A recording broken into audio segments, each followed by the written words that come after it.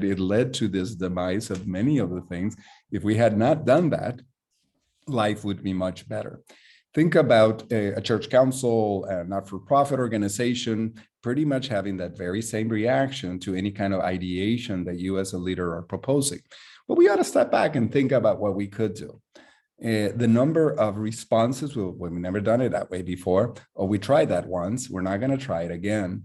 So the question is, can we, in this process of design thinking, reintroduce ourselves into the practices of curiosity? What are the ways that the sacred stories we hold important to our particular communities invite us to be curious about, that introduce that at the very minimum is in that form of story? Oh, you're muted, Neil. That's wonderful. The focus I'd like to also maybe ask you to reflect on is, one of the core principles, one of the mindsets of design thinking is empathy. And at a very simple level, empathy is just simply sitting in the shoes of another person and getting to know them through their experiences. But within a process of inquiry, how does empathy play out in a theological focus?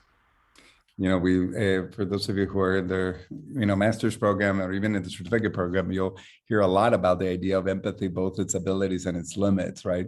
So I think empathy does allow us to kind of imagine the world through the lens of someone else, and it is curiosity that invites us to have an openness to the possibility that the world can be viewed differently.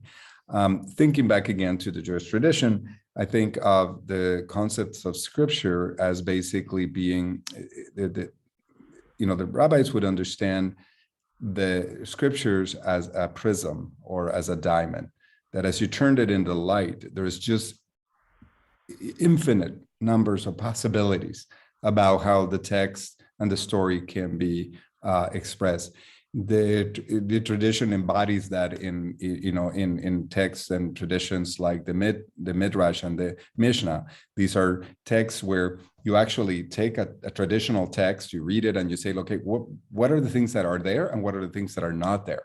What was Sarah thinking when Abraham showed up and said, hey, honey, God told me we're gonna have a baby, and then you go with it, right? And so empathy is developed by saying, well, let's think about what that would be. Now, the risk of empathy is the assumption that I can actually fully walk in somebody else's shoe, and then I can make all kinds of determinations.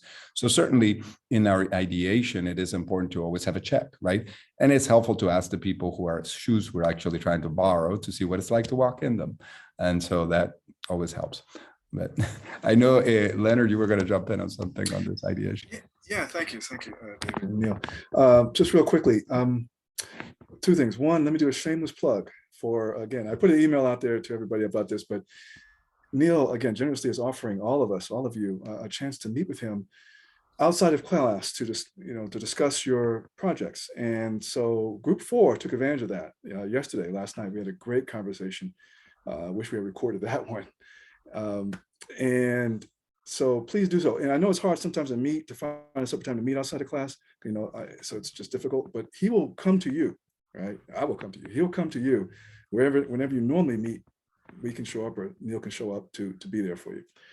So regarding though last night's conversation, one of the things that came up about inquiry was when you start to inquire into a context, the hardest thing, some of the most difficult things, and I think this came up in our first week when we talked about, I think Group 1 went and Group 4.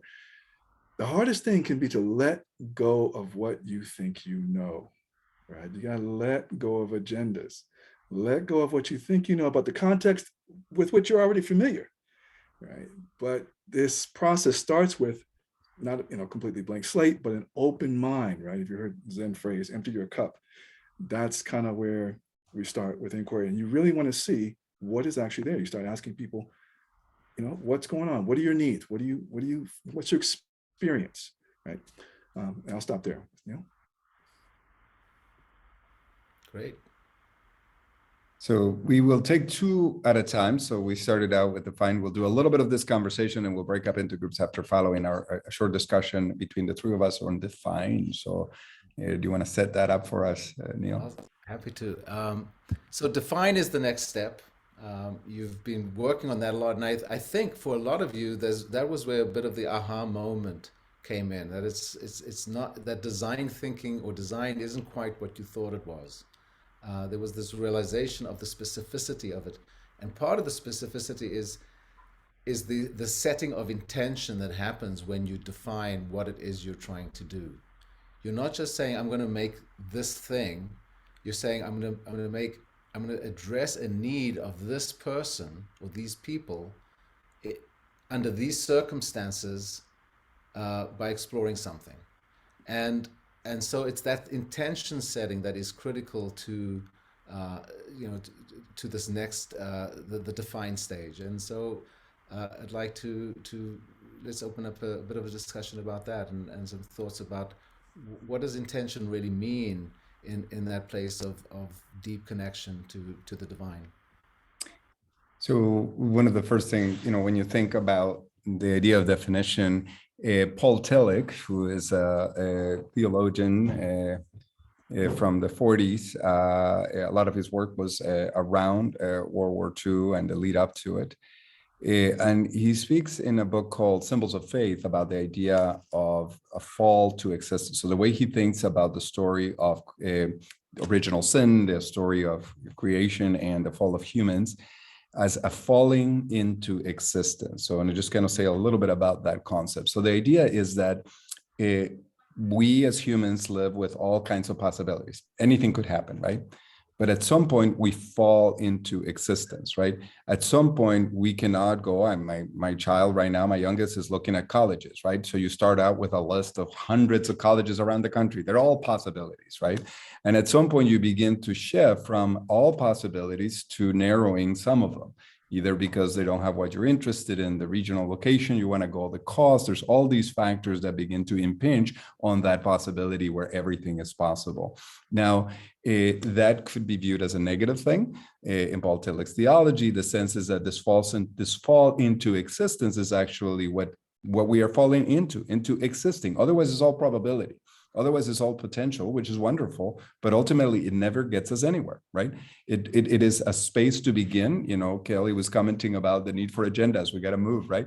Well, so ideation is important, but at some point, one of the liabilities for progressive movements is we got a lot of ideation and very little practicality. So at some point, we do have to begin to move. And whether you're doing a PhD and trying to select a topic for your dissertation, the focus is narrow it, define it, create clarity, not because this is the only way things could possibly be, but this is the one you will pursue, right? And so part of it is the being comfortable with the idea that we might indeed fall into existence. Another part of that story of creation, if you think about humans, and I'm going to stick to a lot of biblical stories. You can make the accommodations to many other traditions, but for this conversation, I'll focus on those. And I'm a preacher, so I think in stories. But in the creation story, the term that is used is tohu vavohu. It is out of this mess, out of chaos, that God begins to create, to speak into a very particular way of being. Now, even in the creative stories, there's two versions. One is one that says, we're going to do it in this way. That's the one, Kelly, from the medical office. They're saying, we're going to do it in 7 days. We're going to do it, and it's going to be evening, and it's going to be morning, and we're going to do this, and we're going to do it in this order, and then we're going to take a break. It's very directive. The other one is the artist and the poet. They're just going to say things. Are they going to get down in the dirt and dirty and build a little prototype and then blow some into it and see if it works, right? So there are, even in the way we move from ideation, from the tohu vavohu, from all possibilities towards existence, towards particularity, there may be different ways in which we might do that our sacred traditions invite us to think about. When we're trying to move a community through that process, it is helpful to help them think about the kind of risk it takes, the fact that at some point we do need to move towards a particularity. Wonderful, Leonard. I'd love to hear from you. Just one thought that you, with the creation story from Genesis always makes me think specifically around this question of intention and then form and being separated from each other. The structure of the Genesis story is the command to, or not even a command. It's a how might we statement of let there be light. And the second part is and then there was light. The intention is stated first. The form of it is the resultant. Yeah, that's great.